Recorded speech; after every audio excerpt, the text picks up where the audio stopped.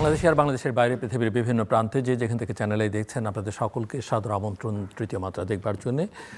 সাম্প্রতিক নানা বিষয় নিয়ে আলোচনার জন্য আমার সঙ্গে স্টুডিওতে রয়েছেন আমার বায়ে বসা আছেন বাংলাদেশ জাতীয় রাজস্ব বোর্ডের প্রাক্তন চেয়ারম্যান ডক্টর মোহাম্মদ আব্দুল মজিদ এবং আমার ডানে রয়েছেন পারভিদা প্রেসিডেন্ট এবং দেশের বিভিন্ন ব্যবসা ট্রেড বোর্ডের নেতৃত্বে বিভিন্ন পর্যায়ে ছিলেন জাপানের সম্রাট কর্তৃকও তিনি সম্মানিত আব্দুল হক আমার ডানে বসা। স্বাগত আপনাদের দুজনকে তৃতীয় মাত্রায়। দেশে এক ধরনের থমথমে ভাব, রাজনীতি অর্থনীতি সব কিছু মিলিয়ে, যদিও নির্বাচন অত্যাসন্ন এবং এই থমথমে ভাবটা নানা কারণে এক ধরনের অনিশ্চয়তা আছে, আশাবাদও আছে। তো আমি আপনাদের দুজনের কাছ থেকেই এই রাজনৈতিক অর্থনৈতিক পরিস্থিতিটাকে আপনারা কীভাবে দেখছেন শুনতে চাই। ডক্টর মোহাম্মদ আব্দুল মজিদ যদি শুরু করেন আলোচনা। ধন্যবাদ। আপনি যথার্থই বলেছেন যে আশাও আছে, নিরাশাও আছে। আসলে এই আশা নিরাশার দোলাচালেই কিন্তু আমাদের সামগ্রিক জীবন। কেননা প্রতিদিন আমরা নতুন নতুন ঘটনার উদ্ভব দেখি এবং পারতপক্ষে আমাদের জনগণ না, শুধু সারা বিশ্বের জনগণও প্রতিদিনই নাটকীয়তা পছন্দ করে। নাটকীয় খবর, নাটকীয় নানানভাবে এক একটা ঘটনা ঘটে, সোশ্যাল মিডিয়ায় নানানভাবে আসে এবং কিছুক্ষণ এটা থাকে স্মৃতিতে, তারপর ওটা চলে যায়। আমাদের বর্তমানে এই মুহূর্তে আমার কাছে যেটা মনে হয়েছে, অর্থনীতি আর রাজনীতির মধ্যে একটা বড় ঠান্ডা যুদ্ধ চলছে। অর্থাৎ কখনো কখনো বা অধিকাংশ সময় রাজনীতি অর্থনীতিকে পাশ কাটিয়ে যাচ্ছে বা পাশ কাটিয়ে যাচ্ছে। আবার অর্থনীতি যে সব কিছুই, অর্থনীতি ঠিক না হলে যে ওনার রাজনীতি ভালো হবে না বা কাজ করতে পারবেন না, সে কথাটাও অনেক সময় কেউ মাথায় আনছেন না। আমরা গত এই কয়েক মাস যখন থেকে এই নির্বাচনের বিষয়টা আসছে, এর আগে তো সংস্কার নিয়ে সবাই কথা বলছিলেন, কিন্তু সাম্প্রতিককালে লক্ষ্য করছি কোনো দলই বা কেউই কিন্তু এই অর্থনৈতিক বিষয়গুলো, জটিলতাগুলো, এই ব্যাপার নিয়ে খুব একটা বেশি কথা বলছেন না। ইদানিংকালে অবশ্য কিছু কিছু সংগঠন কিছুটা অর্থনীতি কিছুটা রাজনীতি নিয়ে মুক্ত আলোচনার করছেন এবং সেখানে রাজনৈতিক দলের নেতারা যাচ্ছেন, কিন্তু সেটাও ওই রকম, ভাই আমি খুব ব্যস্ত আছি, 2 লাইন কথা বলে চলে গেলেন, আগেরটা শুনলেন না, পরেরটা বুঝলেন না, ইত্যাদি এই ধরনের। আমি মনে করি we all must be serious. রাজনীতিও করব, সেটাও সিরিয়াস হওয়া উচিত। আবার ইকোনমিক ভালো না হলে ভালো রাজনীতি হবে না, এটা কিন্তু স্পষ্ট।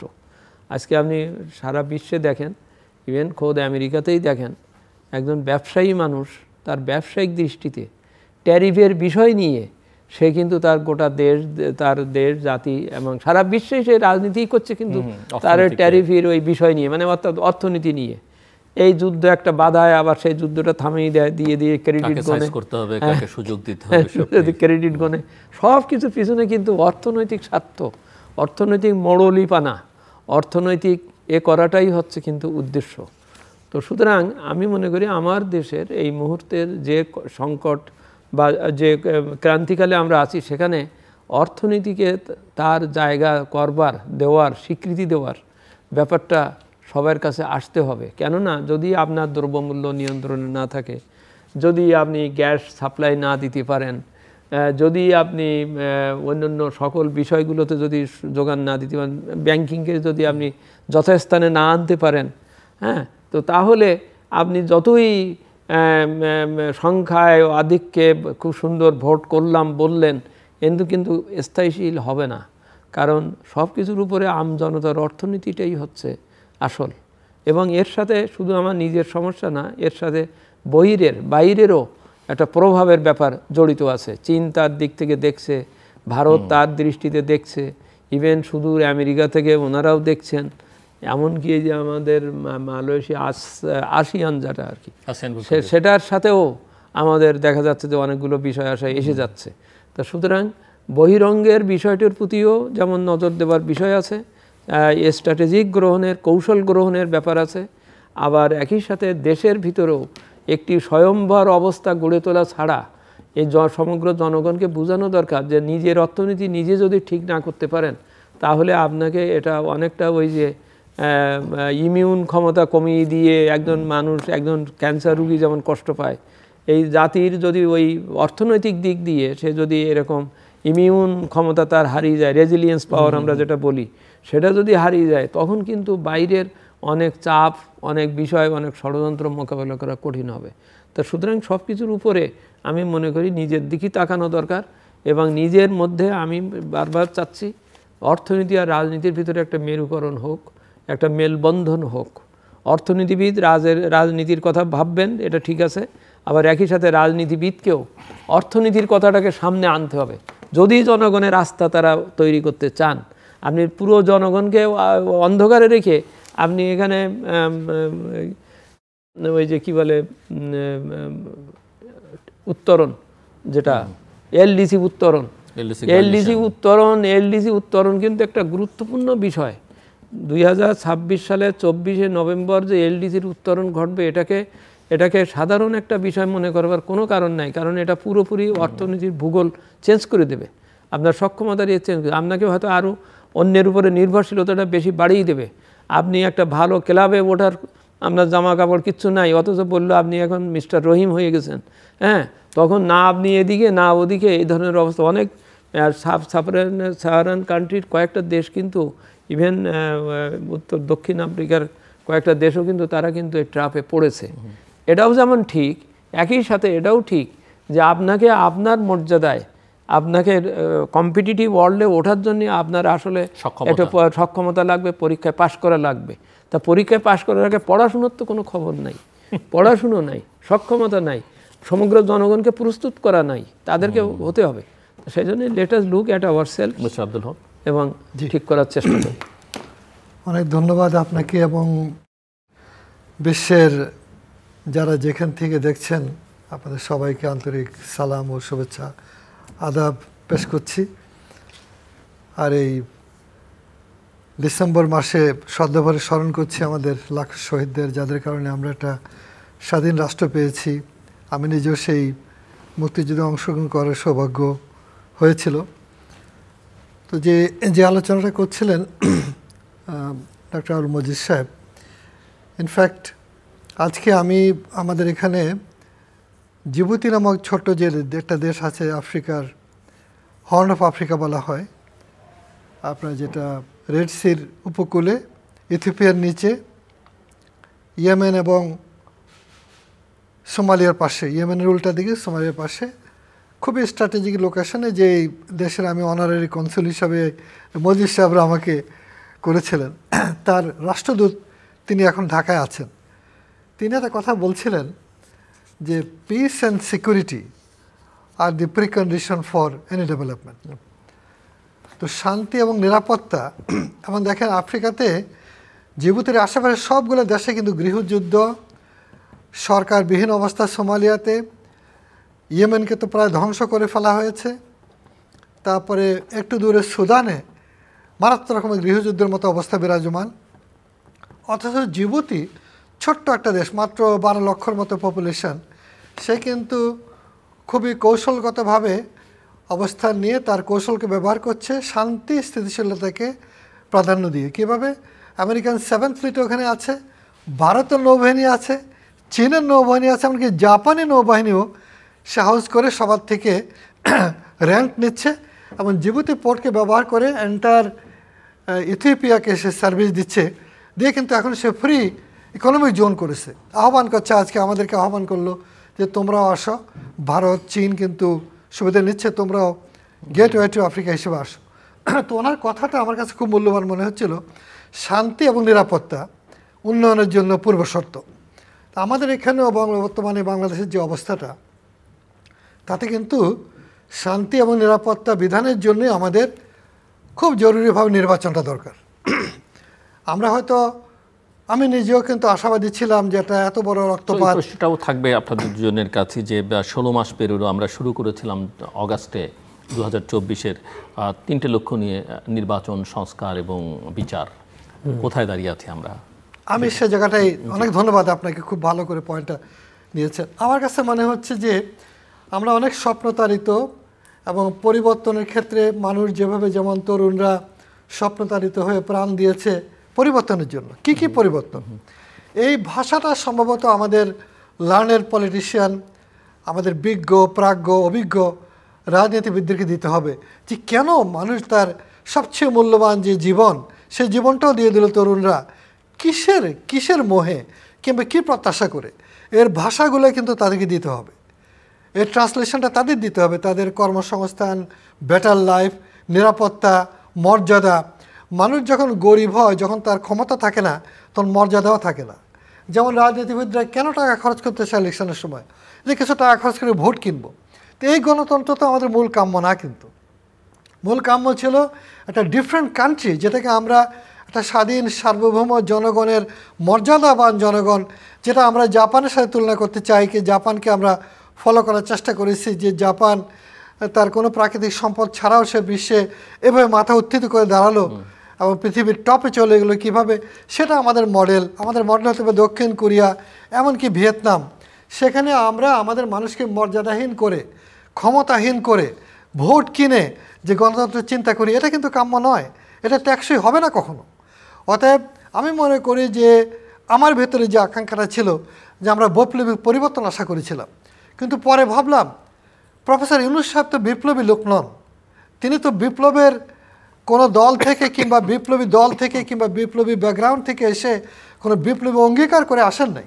তিনি একটা এনজিও করতেন, তিনি বিশ্বে একজন নোবেল পুরস্কারপ্রাপ্ত মানুষ, তিনি গ্রামীণ ব্যাংক, গ্রামীণ ফোন এগুলো করেছেন, ট্রাস্ট করেছেন, অনেক মর্যাদাবান মানুষ।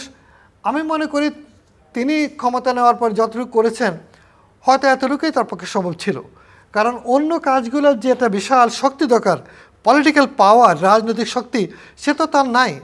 ওইভাবে দলগুলো তাকে ওরকমভাবে ব্যাকিং করে নাই। নাকি প্রেসিডেন্ট জিয়াউর রহমান সাহেব কেন পেরেছিলেন অল্প সময়, কারণ সামরিক বাহিনীর শক্তি তার পেছনে ছিল। অর্থাৎ আফগানিস্তানের তালেবানরা কেন পারল, বিকজ অফ দ্য মিলিশিয়া।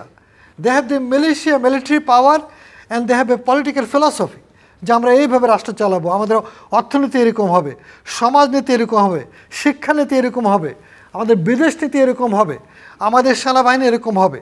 তারা কিন্তু পেরেছে, আমেরিকার মতো কান্ট্রির সাথে টাকা দিয়ে কিন্তু তারা পেরেছে। অর্থাৎ বাংলাদেশে একটা তো আমরা 71 সালে আমরা ঠিক সেভাবে বিপ্লবী কোনো পরিবর্তন সাধন করতে পারি নাই, সেখানে কোনো জাতীয় সরকার ফর্ম করতে পারি নাই।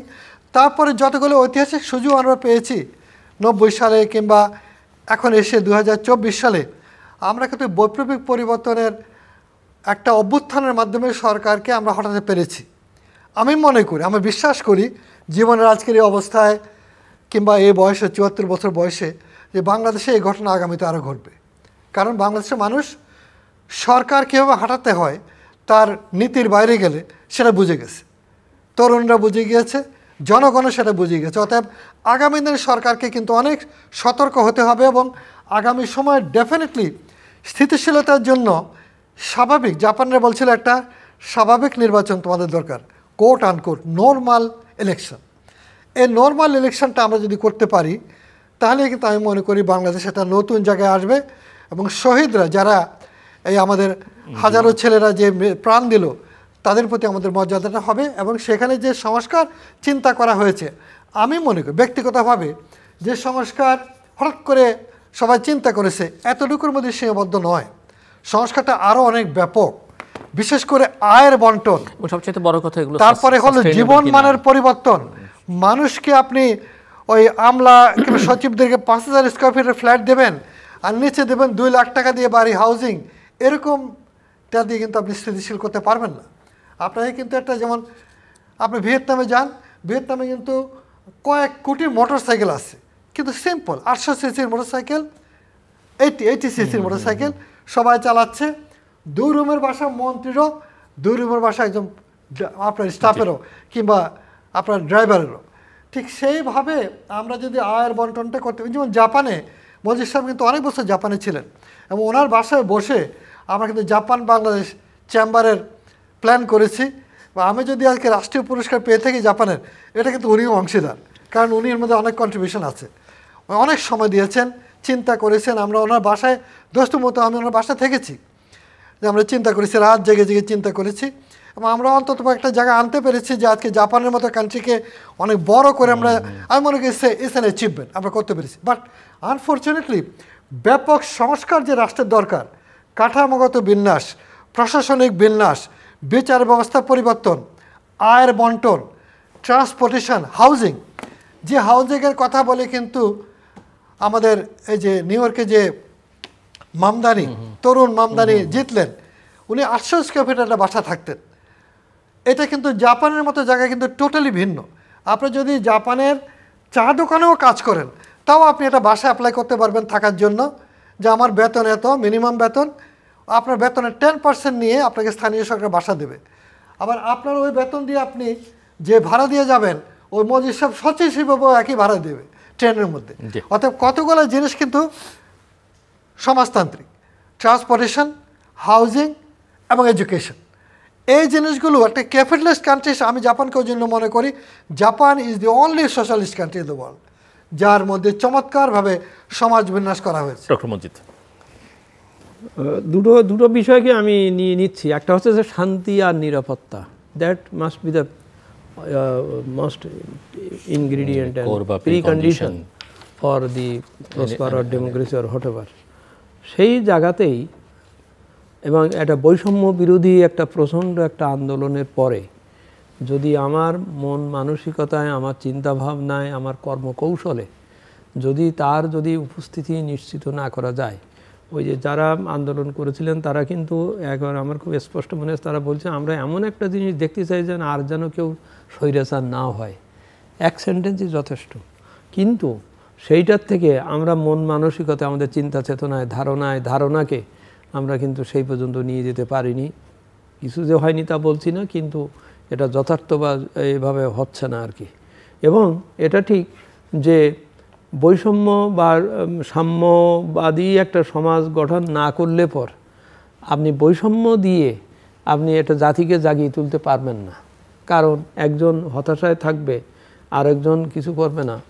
আপনি রাস্তায় গাড়ি চালিয়ে যাচ্ছেন, উৎসবের সময় পুলিশ আপনার গাড়ির রিকুইজিশন নেবে, নিয়ে গাড়িগুলো সব বসিয়ে রাখবে, তারপরে ওই গাড়ি বসিয়ে রাখার জন্যও পয়সা নেবে, সরকারের কাছ থেকে বিল নেবে। আবার আপনারও কদিন আপনার সার্ভিস আপনি পেলেন না, প্লাস আপনার ড্রাইভারের খাবারটা, মানে অর্থাৎ আমি কথাটাকে খুব সূক্ষ্মভাবে যে বলতে চাচ্ছি এই যে আমাদের মন মানসিকতায়, আমাদের সিস্টেমের ভিতরে আমরা এমন কোনো পরিবর্তন, এই দুঘিরি পাষাণে ঘষে সুভাষী চন্দন আমরা কিন্তু আসলে করতে পাচ্ছি না বা পাচ্ছি না, যার জন্যে একেবারে গ্রাসরুট লেভেল পর্যন্ত প্রতিটা অফিস, প্রতিটা কাজের ভিতরে দেখতে পাচ্ছি অত্যন্ত অসঙ্গতি। এবং এই অসঙ্গতির ব্যাপারটাই মানুষকে ভাবাচ্ছে, আমাদের স্বপ্নকে আরও দূরে সরিয়ে দিচ্ছে একটা হওয়ার জন্য। এর জন্য কিন্তু আসলে একটা অন্য ধরনের সাধনার প্রয়োজন। এই সাধনা মনের থেকে আসতে হবে, ভিতর থেকে আসতে হবে।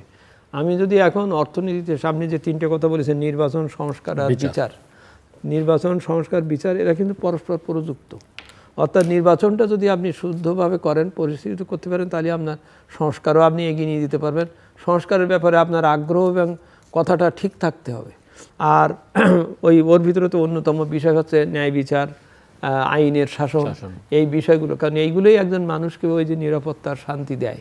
আইনের শাসনটা যদি থাকে, একজন মানুষের জন্য মনে থাকে যেন এর একটা বিচার হবে, আমি এর একটা বিচার পাবো, তাহলে একটা ভালো বিচার পাবো বলা মানে হচ্ছে যে অন্যায়কারী তারও একটা ভয়ের সৃষ্টি হয় যেন একটা বিচার হবে, আর যে বিচারটা দেখতে পাচ্ছে, ফলটা পাচ্ছে, তার কাছেও একটা। এই দুটো জিনিস কিন্তু একসাথেই আস্থার পরিবেশ সৃষ্টি করে। যেমন আমরা এখন মনে করছি যে ব্যাংকিং খাতের যে প্রচণ্ড যে ক্ষতিকর যে অবস্থা, মানে বিরাট অবস্থা, সেখান থেকে নানানভাবে চেষ্টা করা হচ্ছে এটাকে টেনে তোলার বা করার। কিন্তু সেখানে যদি ওই উদ্দেশ্য আর বিধিও বা ন্যায়, ওই কী বলে ইন্নামাল আমালু বিন নিয়াতকে যদি স্পষ্ট না করা যায়, তাহলে কিন্তু আস্থা এটা হবে না। আমরা এই জুলাই আন্দোলনের পরে আমরা একটা করেছিলাম, ওই যে গ্রাহক সমিতি, গ্রাহক মানে যারা ব্যাংকের থেকে টাকা নেয় বা রাখে, তাদের কিন্তু কোনো বলার কিছু ছিল না বা নাই। হ্যাঁ, একজন যে চুরি করে নিয়ে যাচ্ছে টাকা, তার শরিয়া কাউন্সিলও কিছু বলল না, তার ওই সরকারের অডিট ডিপার্টমেন্টও কিছু বলল না, কেউ কিছু বলল না। কিন্তু যন্ত্রণাটা, কষ্টটা হয়েছে কিন্তু এই গ্রাহকের, কারণ ওর টাকা, ওর কষ্টের টাকা এখানে রাখা, এইটা বলবার বা বাধাবার কোনো থাকলো না। এখন এই যে যেমন 5টা ব্যাংক এক করা হচ্ছে, সব কিছু করা হচ্ছে, কিন্তু এই কথাটাই স্পষ্ট করতে হবে সবার কাছে আস্থা ফেরানোর জন্যে। আস্থা না থাকলে কিন্তু ওই ব্যাংকিং সিস্টেমের কোনো কাজ করবে না। সেটা হচ্ছে এই যে না, যে টাকা নিয়ে গেছে সে টাকা আমি উদ্ধার করছি, আমার এই স্ট্র্যাটেজি এই করা হচ্ছে, আমি তার মালিকানা কেড়ে নিচ্ছি না কি করছি সেটা স্পষ্ট করতে হবে। নইলে দুদিন পরে এসে সে তো বলবে যে আমার ব্যাংক আমার ফেরত দেন, হ্যাঁ, ইত্যাদি। আমি এই জন্য একটু স্মরণ করি 1975-এর পরের থেকে 82 সাল পর্যন্ত ওই সময়ে যে সংস্কারগুলো হয়েছিল বাংলাদেশে, এবং বিশেষ করে 91 থেকে 95 বা ওই যে কিছুদিন, এইগুলোই কিন্তু আমাদের অর্থনীতিকে সব কিছুকে কিন্তু একটা মাত্রা দিয়েছে। যেমন 75-এর পট পরিবর্তনের পরে যেহেতু ওখানে বাকশাল করে বা ওই যে ন্যাশনালাইজেশন করে যে ব্যারিস্টার রফিকুল হক ন্যাশনালাইজেশন অর্ডার ড্রাফট করলেন 72 সালে বঙ্গবন্ধুর থেকে, সেই রফিকুল হকরে দিয়ে জিয়াউর রহমান ডিন্যাশনালাইজেশন অর্ডার করেন বাই দি সেম পারসন, যে বলছেন যে উদ্দেশ্যে আমি জাতীয়করণ করেছিলাম সেই উদ্দেশ্যের তো একবার সম্পূর্ণ হয়ে গেছে। ফলে এই যে 78 সালে এবং 79 সালে এসে ডিন্যাশনালাইজেশন করে কিন্তু প্রাইভেট সেক্টরে আসলো, প্রাইভেট সেক্টর লেড ইকোনমি ইত্যাদি ইত্যাদি। এবং 82 সালের ওনার মৃত্যুর কিছুদিন আগের 2টা আদেশ তারা এমনভাবে তৈরি করলেন, একটা হচ্ছে ফরেন ইনভেস্টমেন্ট 81 সালে foreign investment promotion and protection act, এটা কিন্তু 81 সালে করা, ওইটা দিয়েই কিন্তু বিদেশ থেকে ফরেন কারেন্সি আসার ব্যাপার হলো, এই ইনভেস্টমেন্ট আসার ব্যাপার হলো। আরেকটা হলো ওই যে এক্সপোর্ট প্রসেসিং জোনস অথরিটি, হ্যাঁ, কিন্তু ওইটাই এক্সপোর্ট প্রসেসিং জোন অথরিটি বেবজার চিটাগাংয়ের এগুলো হলেও আসল জিনিসটা করা গেল 89 সালে এসে বিওআই অ্যাক্ট করে আর কি। কিন্তু 91 সালে এসে 91 থেকে 95 পর্যন্ত আপনি দেখবেন যে অর্থনীতির মেন জিনিসগুলো কিন্তু ওই সময়টা হয়েছে। এই যে চিটাগাং স্টক এক্সচেঞ্জ প্রতিষ্ঠা, তারপরে আপনার ওই ইন্টারন্যাশনাল চেম্বার অফ কমার্সের বিষয়টা, তারপরে কারেন্সিকে ফ্লোটিং করে দেওয়া, তারপরে আইএমএফের ওই যে অধিকার পাওয়া, এই সবগুলো কিন্তু ওখানে হয়েছে। কিন্তু অ্যাট দ্য সেম টাইম 96-এ এসে দেখেন, আমরা ভালো করে জানেন 95 সালে কিন্তু জাপান আমাদের পুরো চট্টগ্রামকে একটা ইকোনমিক হাব করে দিতে চাইছিল, জাইকা রিপোর্ট করে দিয়েছিল, সব কিছু করে দিয়ে বলা ছিল যে ওখানে সে এয়ারপোর্ট বানাবে, তারপরে টানেল বানাবে, সব কিছু করবে। 96-এ এসে দেখেন কী বলে, পলিসিতে ভুল করলে কী হয়। 96-এ এসে 15 দিনের মধ্যে প্রাইভেট ইপিজেড অ্যাক্ট পাস করা হলো। প্রাইভেট ইপিজেড কেন করা হলো? ওই কোরিয়াকে দেওয়ার জন্যে, চট্টগ্রামের ওই পারের জায়গাটা, যার জন্যই জাপানিরা, আমরা তখন জাপানে আর কি, জাপানিরা পুরোপুরি দুঃখিত হয়ে যে আমি জায়গার রিপোর্ট দিয়ে যেখানে তোমার আমি এত ঘুরে দিতে চাচ্ছিলাম, সেখানে তুমি কোরিয়ানকে আমার এই জায়গা দেওয়ার জন্য বা সুযোগ দেওয়ার জন্য, ওরা তো সাপের নেউলের সম্পর্ক স্বাভাবিক। এই যে স্ট্র্যাটেজিক ভুলগুলো, এই স্ট্র্যাটেজিক ভুলগুলোর জন্য সেই জাপানকে আমাদেরকে টেক করতে শেষ পর্যন্ত আমরা শুধুমাত্র এয়ারপোর্টের সিগনেচারটা করাতে পেরেছিলাম, আর কোনো কিছু হয়নি। সেই টানেল কত বছর পরে আমরা চীনের কাছ থেকে অত টাকা দাম দিয়ে, অথচ আমরা সেই সময় করতে পারতাম। আমি অত বলতে চাচ্ছি যে একটা সরকারের দৃষ্টি সম্পন্নের ব্যাপারটা খুব ইম্পর্ট্যান্ট, কারণ সেটা হলেই পর আপনি একটা পাবেন। তো আমাদের মাঝে মাঝে যে সুযোগগুলো আসছে, সেই সুযোগগুলো যখনই একটু কিছু করে হয়তো এগিয়ে যাওয়া যাচ্ছে, তখনই মাথা কেটে দেওয়া হয়েছে বা একটা অন্যভাবে করা হয়েছে, করে আবার পিছাই দেওয়া হয়েছে।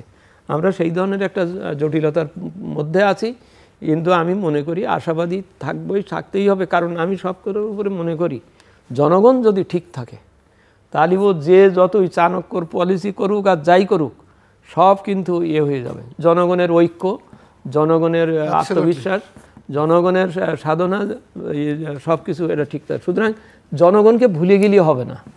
আমি যে পদক্ষেপই নিচ্ছি, যে এটা নিচ্ছি, আমি ব্যাংকিং সেক্টরে যদি আমি আস্থা ফিরাতে চাচ্ছি, যদি মনে করি আমার ওই এতটা মানুষের এই যে টাকার এই যে ইন্টারন্যাশনাল লিজিং এর প্রায় প্রতিষ্ঠানগুলোর টাকা ছিল ওখানে, এই মিড লেভেলের প্রতিষ্ঠানগুলোর সবগুলো বসে যাচ্ছে, কারণ ওই টাকাটা নেওয়া যাচ্ছে না, যায়নি।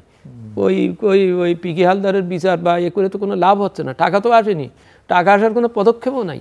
তো সুতরাং এই জিনিসগুলো দেখতে হবে যে রক্তক্ষরণটা কোথায় হচ্ছে, সেই রক্তক্ষরণটা ঠেকাবার জন্যে কি করা দরকার, এবং সেখানেই অবশ্যই জনমত, জনগণের সাপোর্ট ছাড়া কিন্তু হবে না। হক, দেখুন, অ্যাকচুয়ালি ডেফিনেটলি জনগণ জেগেছিল বলেই কিন্তু আপনার 5ই আগস্ট হতে পেরেছে।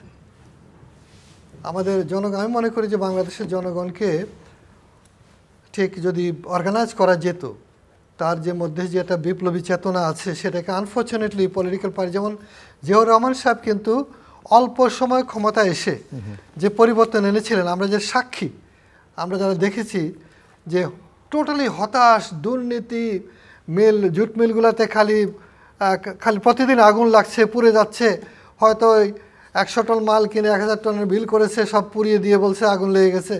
এইগুলো দেখছিলাম তখনই জিয়াউর রহমান সাহেব এসে কিন্তু ক্ষমতা নেওয়ার পরপরই তিনি মানুষকে মোবিলাইজ করলেন। কীভাবে? চলো কিছু করি, খাল কাটি। তাহলে এত খাল কোথায় কাটবে? আসলে ইট ওয়াজ এ রূপক আর কি, টু মোবিলাইজ পিপল। এই মানুষকে যে মোবিলাইজ করি তিনি শেষ পর্যন্ত যখন এই যে মেট্রোপলিটন পুলিশ, তারপরে সংস্কারগুলো যে করলেন, অল্প সময় কিন্তু অর্থনৈতিক একটা ট্র্যাকে আনলেন। শিক্ষা দীক্ষার মধ্যে যে নকল প্রবণতা বাদ দিয়ে একটা সিস্টেমে আসলো। তারপরে আমাদের ছাত্রদের মধ্যে থেকে উনি বাছাই করে সারা দেশ থেকে মেধাবীদের সিঙ্গাপুরে, হিজবুল বাহার নামে একটা জাহাজ ছিল, তাদের সিঙ্গাপুরে পাঠিয়ে তাদের অনেকে কিন্তু সচিব হয়েছে পরে। এটা মেধাতান্ত্রিকতাকে প্রাধান্য দিয়েছিলেন। নিজে সৎ থেকে অত্যন্ত সিম্পল জীবনযাপন করে 1300 সিসি গাড়িতে চড়ে উনি কিন্তু দেখিয়েছেন যে কীরকমটা হতে পারে। আমি মনে করি অসাধারণ একটা উদাহরণ তিনি তৈরি করে গেছিলেন, যেটা মানুষ আজও মূল্যায়ন করে, যে তার এই অবদানটা ওই সময় টোটালি একটা ভঙ্গুর রাষ্ট্রকে।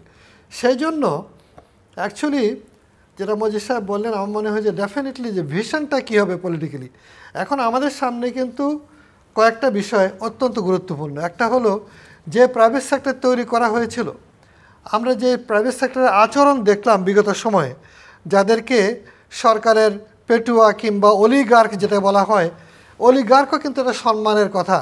এটা তো দানব, লুটেরা তৈরি করা হলো, যারা টোটাল কান্ট্রিকে ব্যাংকরাপ্ট করে, লিটারেলি ব্যাংকরাপ্ট করে কিন্তু আজকে যে বললেন যে অনেকগুলা কিন্তু এনবিএফআই শেষ, অনেকগুলা ব্যাংকের আবার সরকার নিয়ে টাকা দিয়ে বাঁচাতে হচ্ছে।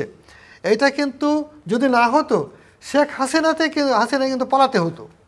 উনি কিন্তু 1 মাস 1.5 মাসে চালাতে পারতেন না, শ্রীলঙ্কার মতো পালাতে হতো, কারণ ওই অবস্থা চলে গেছিলো। কিন্তু ইট ওয়াজ বিয়ন্ড কন্ট্রোল। বরং 5ই আগস্ট শেখ হাসিনাকে বাঁচাই দিচ্ছে। কীভাবে? তাকে ব্যাংকরাপ্ট হতে হয় নাই। এবং আমাদের যে 1.5 কোটি মানুষ বাইরে আছে, তারা টাকা পাঠিয়ে ডলারটাকে স্টেবল করেছে 1 বছরের মধ্যে। এবং যদি এখন বাংলাদেশ ব্যাংক ডলার না কিনতো, ডলারের দাম কিন্তু কমে যেত, একদম নিশ্চিত। এই কেনা বন্ধ করে দিলে কিন্তু এটা 100-110 টাকা চলে আসতে পারে। তার মানে বাংলাদেশের ইকোনমিকের যে শক্তিটা, সেই শক্তিটাকে শুধুমাত্র এসআলম গ্রুপ কিংবা মাসুদদের যে টাকা লুণ্ঠনের লাইনগুলোকে কেটে দিয়েছে বর্তমান গভর্নর সাহেব এবং বর্তমান আমাদের অর্থ উপদেষ্টা মহোদয়, তারা যেটা করেছে, এই জায়গাটা প্রশংসনীয় আমি মনে করি। করাতেই কিন্তু ইমিডিয়েটলি যে বেনিফিটটা কান্ট্রি পেল। যেখানে এলসি খুলতে পারতো না, তারা কিন্তু সরকার সব দায় দ্বারা কিন্তু পেমেন্ট করেছে। অন্যান্য অনেক অপ্রয়োজনীয় প্রকল্প টাকা তারা দেয়নি, কিন্তু প্রয়োজনীয় সব তারা করেছে। ডলারের রিজার্ভ এখন 30 বিলিয়নের উপরে আছে এবং আপনার এটা কিন্তু বাড়ছে এবং এলসিতে কোনো সমস্যা নাই, বরং আমাদেরকে বলছে তোমরা এলসি খুলো। এই জিনিসটা প্রমাণ করে যে গভর্নেন্স, সঠিক পরিকল্পনা এবং যদি ভিশন থাকে এবং দুর্নীতিমুক্ত হয়, তাহলে বাংলাদেশে ঘুরে দাঁড়াতে বেশি সময় লাগবে না। এবং বাংলাদেশের জনগণকে আপনি আস্থা নিতে পারেন, যারা 71 থেকে শুরু করে 2024 সালে প্রমাণ করেছে রক্ত দিয়ে তরুণেরা যে তারা পৃথিবীতে একটা অন্যতম জাতি।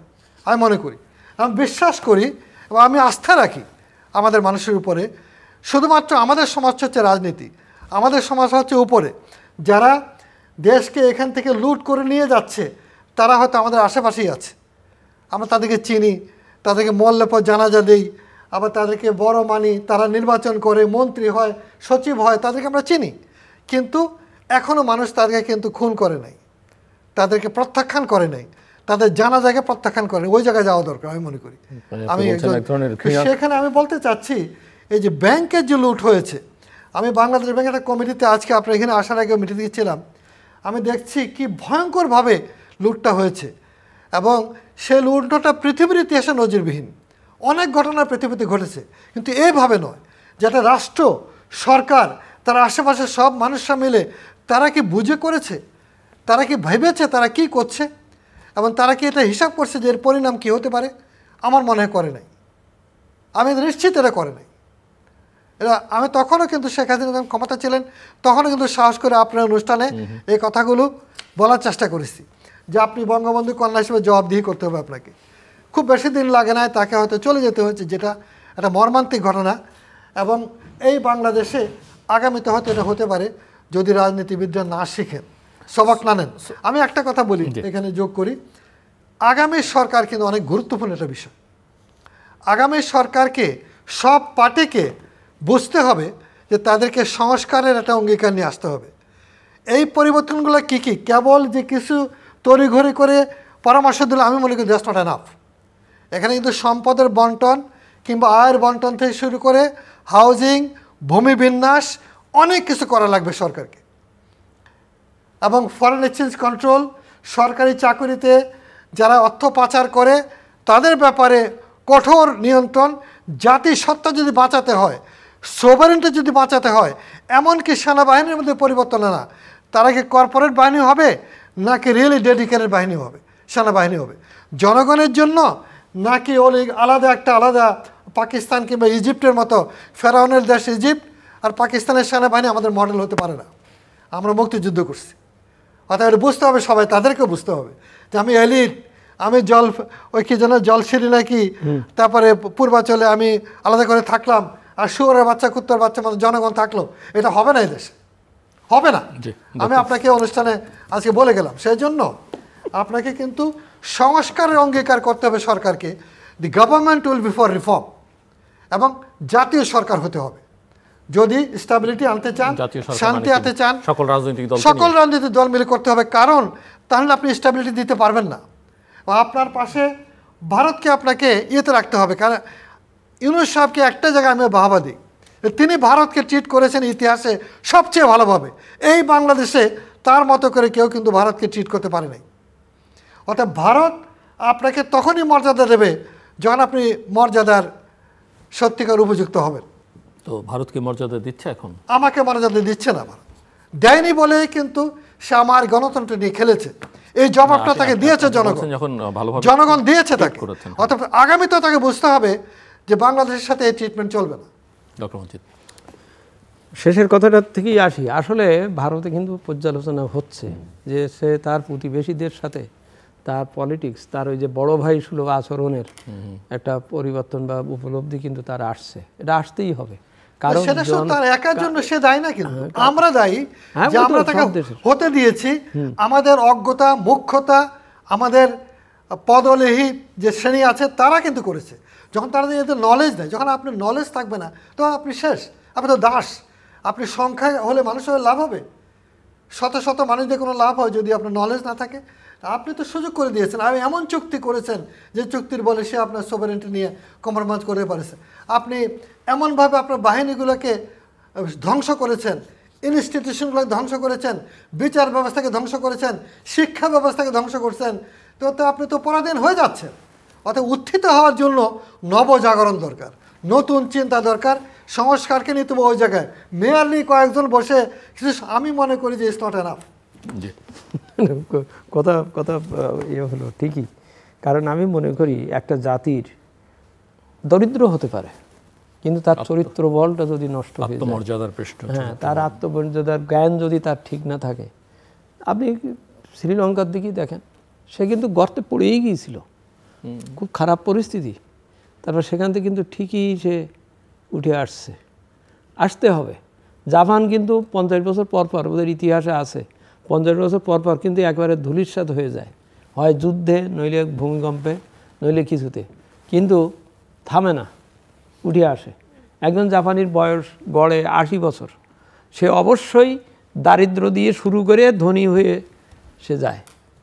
আবার তার সন্তান ধনী হয়ে জন্মগ্রহণ করে কিন্তু শেষে দরিদ্রে পড়ে যায়, এবং ওই দরিদ্রতার থেকে উপরে ওঠার জন্য সে পরিশ্রমী থাকে।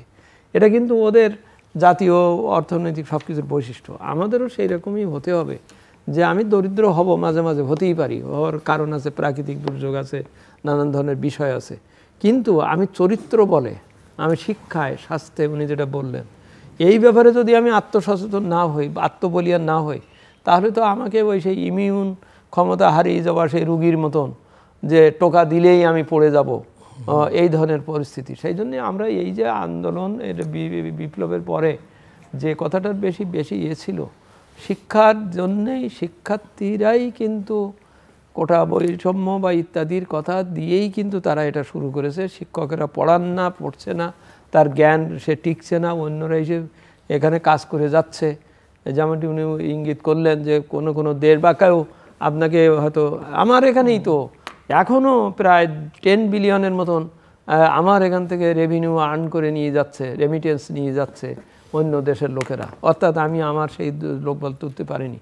তা সেই জন্যেই যে চেষ্টাটা করা হয়ে গেছে, এটাকে আমি চাণক্য পলিসি বলি, নেহরুর ডক্ট্রিনেও আছে পরিষ্কার করে, যে আর কেউ হয়ে উঠুক, হইয়ে তার হোক, এটা মেনে নিতে হবে, করবে। কিন্তু আমি আমার আত্মসচেতনতায় আমি কি করলাম, আমি কিন্তু শিক্ষার ব্যাপারে দেখেন আপনি কোনো সংস্কার কিচ্ছু করা হয়নি, কোনো একটা শিক্ষা কমিশন নাই। আর কমিশন করি আর না করি, আমার ভিতরে, আমার এই শিক্ষকদের ভিতরে এই বোধটা কি এখনও জেগেছে যে না, আমার ক্লাসে যে ওদের পড়াতে হবে, ওরা পড়ুক, ওরা ভালো ছাত্র হয়ে ওরা পাশ করলে আমার মর্যাদা পাবে, আমি শিক্ষক, এবং এভাবে আমি তার কথা না ভেবে, রাষ্ট্র বা সরকারই কি সেটা চাইছে? আমি তো ওইটাই বলছি, আমি রাষ্ট্র সরকার, আমি সবাইকে ওইভাবেই বলছি। আমি কি শিক্ষকরে ঘাট ধরে শিক্ষার দিকে আনতে পেরেছি? আমি কি ছাত্রদের ক্লাসে পড়ে বা বুঝিয়ে তোমার পড়া, তুমি এই যে তোমার যে বিষয় সেগুলোকে করার পেরেছি? বরং আমরা তাদেরকে হয়তো অটো পাস, এটা ওটা এই দিকে দিয়ে যে কোনো একটা কথা বলে করি। এবং একটা কথা বলেছেন, এটা ঠিক, কিন্তু ভবিষ্যতের সরকারদের নিরবিচ্ছিন্নভাবে 5 বছর চলা কঠিন হবে। কারণ সবাই কিন্তু চক্ষুষ্মান হয়েছে অন্তত এই যে দাবি আদায় করতে হবে। এই মবরে আমি এখন গালাগালিভাবে ভাবছেন, কিন্তু ভবিষ্যতে কিন্তু যে কোনো জায়গায়, যে কোনো প্লেসে, হ্যাঁ, আমরা যেমন এখন সবাইকে এই অ্যাডভাইস করতেছি সব জায়গায়, যে আমাদের সব জায়গার যে জেলা সমিতি বলেছি যে আপনারা আপনাদের রিটায়ার্ড পারসন, ইঞ্জিনিয়ার, ডাক্তার ইত্যাদি, এই করে ছোট নাগরিক কমিটি গঠন করেন, করে ওই যে অফিস কাজ দিচ্ছে না, যে ইঞ্জিনিয়ার, যে কন্ট্রাক্টর আপনার রোডের ফাঁকি দিচ্ছে, আপনি যা তার সেখানে ধরেন, সুন্দরভাবে বলেন। আপনি ওই আবার আরেকটা পাল্টা শক্তি হয়ে ওর সাথে ভাগ বসবার জন্য ঝগড়া করবেন, এটা না। এটা করলে আপনার মোটেই হবে না। আপনি সেখান যে আপনি স্কুলটা ভিজিট করেন, আপনারাই অভিভাবকরা একটা গ্রুপ করে যে আপনি এটা কি করছেন, পড়াচ্ছেন, এইরকম ধরনের একটা জাগরণ কিন্তু আসতে হবে। কারণ সব কিছু সরকারের উপরে ভরসা করা যাচ্ছে না। কারণ সরকার ওই যেমন শান্তি এবং শৃঙ্খলা যেটা, সে তো সেই মেনটেন করে পারতে চাচ্ছে না। এই দায়িত্ব এখন যার কমিউনিটি নিজের থেকেই নিতে হবে। কমিউনিটি হেলথ আপনাকে নিজেকেই এটা মেনটেন করতে হবে, দেখাতে হবে, বুঝতে হবে যে আপনাকে এই যে আপনার হাসপাতালে এত ওষুধ দিল, আপনি এটা কারে দিলেন, সুন্দর করে দিয়ে তারা বলতে হবে। আপনি জানেন কিভাবে এলজিডির ইঞ্জিনিয়ার কাজে ফাঁকি দেয়, because you are the chief engineer এক সময়, বা আপনি ভালো করে জানেন রোডের চিফ ইঞ্জিনিয়ার কী করতে পারে, সেইগুলো যে এই যে বলতে হবে। অর্থাৎ আমি চাচ্ছি যে একটা সামাজিক আন্দোলন, সামাজিক আত্মসংগঠনের, আত্ম উপলব্ধির একটা আন্দোলন আসা দরকার। শুধু হঠাৎ করে একটা আন্দোলন হলো আর অনেকে মারা গেলেন, এটা না।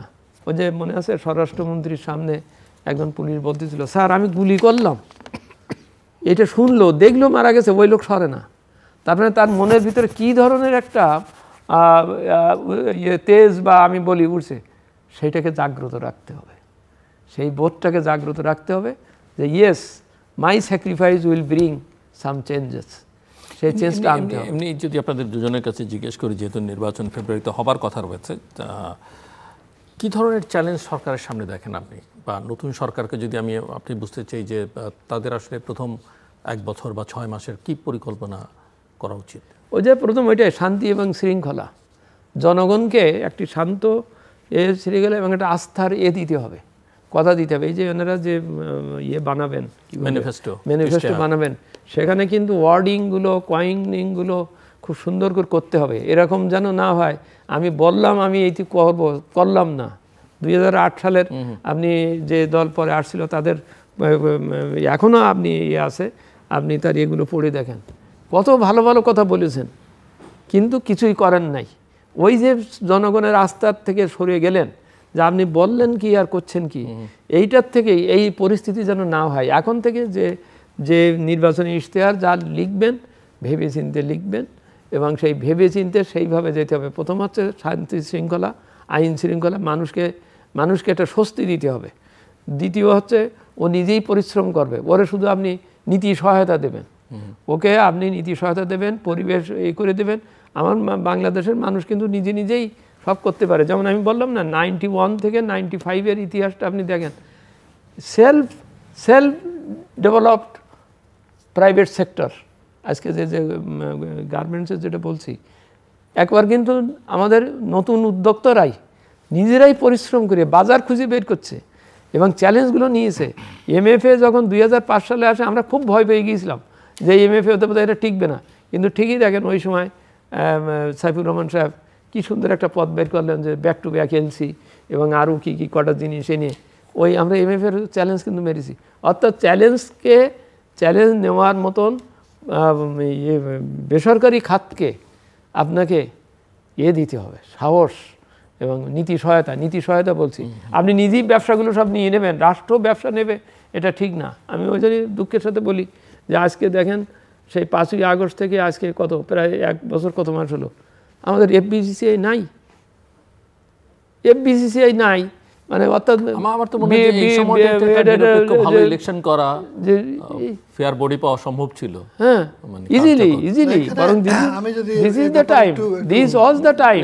এইটাকে আপনি ডিপলিটিসাইজ করতে পারতেন বা করা উচিত ছিল।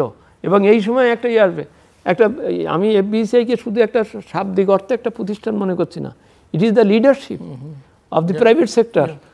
আমরা যে প্রাইভেট সেক্টর লেড ইকোনমি করতে চাচ্ছি তাকে সরি আমি একটু ইন্টারভিউ করলাম। অ্যাকচুয়ালি দেখেন, ফেডারেশন চেম্বারের বাংলাদেশের ব্যবসায়ীদের শীর্ষ সংগঠন আজকে 1 বছর হতে চললো, এখানে নির্বাচিত কোনো বডি নাই। বডি না থাকাতে কি হয়েছে, অনেকগুলো পলিসিতেই কিন্তু প্রতিনিধিত্ব নাই, যার জন্য পলিসিগুলো অ্যাব্রাপ্টলি হয়ে যাচ্ছে, পলিসিগুলো ব্যবসায়ীদের অংশগ্রহণ ছাড়া হয়ে যাচ্ছে এবং সরকারের মধ্যে কিংবা প্রশাসনের মধ্যে একটা মনোবৃত্তি যে এগুলো ব্যবসায়ীদের দেখে কি হবে। কিন্তু ব্যাপারটা হচ্ছে যে আপনি তো এখানে অভিজ্ঞতাটা পাচ্ছেন না, আপনি ইনপুটগুলো পাচ্ছেন না। এখন আমাদেরও দোষ আছে, এমন বাণিজ্য মন্ত্রণালয় যে ইনহেরেন্টলি অনেক যে ভুলগুলো করে আসা হয়েছে সেটা খুব তাড়াতাড়ি সংস্কার করার চেষ্টা করা হয়েছিল। এখানে দরকার ছিল একটা কমিশন করে বিশ্বমানের একটা, এ তো আপনার দেশে একা নাই, সব দেশে কিন্তু শীর্ষ বাণিজ্য সংগঠন আছে। কীরকম হবে, তার প্রতিনিধিত্ব কীরকম হবে, মেম্বার কীরকম হবে, ইলেকশন কীরকম হবে, এটা ওয়ান্স ফর অল সমাধান করা যেত। আনফর্চুনেটলি এটা আমরা মিস করেছি। কিন্তু আমি মনে করি আগামী সরকারের জন্য এটা একটা বড় কাজ হবে যে এখান থেকে যে তলবি বাহক তৈরি হয়েছে রাজনৈতিক প্রভাব বিস্তার করে যে ওখানে মানে প্রেসিডেন্ট বানানো, মেম্বার বানানো, ডাইরেক্টর বানানো, এই প্রবণতা চিরতরে রোধ করার জন্য আগামীতে সংস্কার করা দরকার হবে। এবং সেখানে যাতে প্রকৃত ব্যবসায়ীরা, উদ্যোক্তারা আসতে পারে সেটাকে নতুন করে বিধান করা একদম টোটালি ঢেলে সাজানো দরকার। আমি জীবনের অনেকটা সময়টা দিয়েছি এবং আমি গ্রেটফুল যে ওনাদের সাথে আমাদের সম্পর্কগুলো এখান থেকে কিন্তু আমি গিয়েছি এবং প্রেসিডেন্ট কিংবা কোনো বড় পদে না থেকেও আমি জাপান বাংলাদেশ সম্পর্কের জন্য কাজ করতে পেরেছি এই ফোরাম থেকে, এবং সেটা রাষ্ট্রীয় পর্যায়ে আমরা বড় রকমের একটা অবস্থান তৈরি করতে পেরেছি। আমি মনে করি আই এম রিয়েলি গ্রেটফুল যে এই সংগঠনটা পুরো দেশের ব্যবসা বাণিজ্যের জন্য অত্যন্ত গুরুত্বপূর্ণ এবং সরকারের জন্য গুরুত্বপূর্ণ। কারণ সরকার এন্টায়ার কান্ট্রির সমস্ত প্রতিনিধি, অঞ্চলের প্রতিনিধি, সেক্টরগুলোর প্রতিনিধি এখান থেকে পেতে পারেন এবং সেটা নিশ্চিত করার জন্যই এই সংস্কারটা করা দরকার।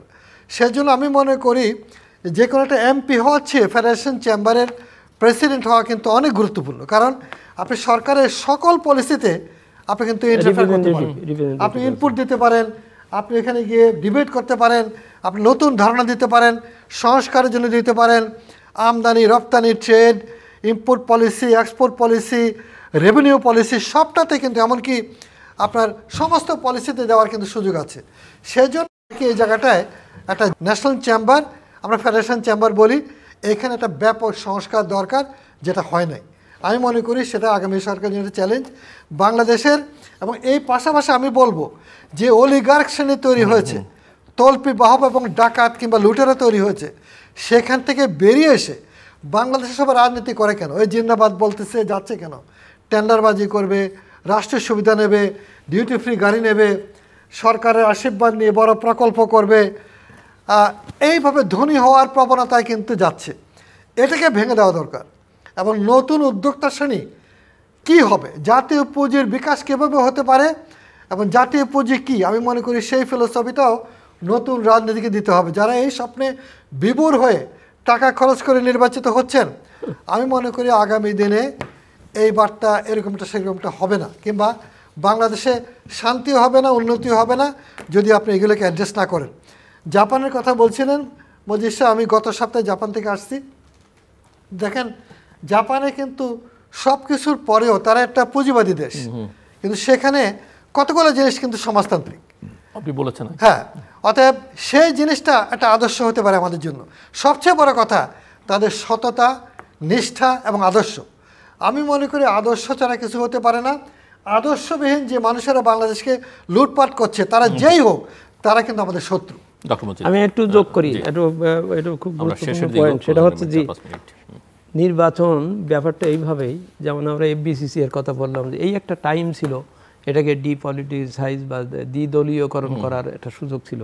আর একটা বড় সুযোগ ছিল এবং হওয়া উচিত আমাদের স্থানীয় সরকার। স্থানীয় সরকারগুলো যদি আমরা এই সময় যদি একটা করে ফেলতে পারতাম, কারণ এই স্থানীয় সরকারই হচ্ছে কিন্তু বড় সমস্যা। শান্তি বলি, নিরপেক্ষ, নিশ্চয়তা ইত্যাদি যা কিছু বলি, আর এরাও যে ওদেরকেই মানে ডিসেন্ট্রালাইজ না করে এখানে রেখে করে। এই সময় এই যে আমি বলি এটা ওয়াইল্ড থট মনে হবে, কিন্তু এই যে আমি গণভোট বলি বা বলি, একই সাথে ওই দিনই আমি যদি ইউনিয়ন পরিষদ এবং ওই জেলা পরিষদ বা ওই পরিষদের ভোটগুলো যদি ডাইরেক্ট করি এক খরচে এক পরিস্থিতিতে যদি আমি করে নিতে পারতাম, তাহলে ওরা কিন্তু ডিপলিটিসাইজড হয়ে যেত।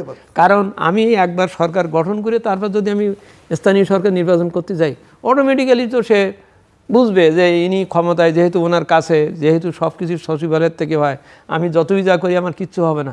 সুতরাং ওর অটোমেটিক্যালি ওর ওখানে আমি অমুক দল, এই দল, গণ মণ্ডল, মারামারি, এটা দে। আমার মনে এই একটা সুযোগ ছিল বা হতে পারে যে আমি যখন একটা সংস্কার সত্যিই চাচ্ছি, এই সংস্কারটা তো হওয়া উচিত যে স্থানীয় সরকার যেন তার ক্ষমতা তার নিজস্ব নিয়মে ফিরে পায়, ওদের ভিতর প্রতিযোগিতা হোক। ওই আবার জাপানের উদাহরণ আসতেছে, তাদের 47টা প্রিফেকচার একে অন্যের সাথে প্রতিযোগিতা করে, বলে আমি দেখো এত উৎপাদন করেছি, এত এই করেছি ইত্যাদি, ও করে। এটা প্রতিযোগিতা। আমার তো প্রত্যেকটা জেলা পরিষদের এরকম প্রতিযোগিতার ব্যাপার হতো। আমার কেন্দ্রীয় রাস্তা বানাবার জন্য আমার এত কষ্ট করতে হয় না, ও জেলা পরিষদ ওর অংশটা সে করবে।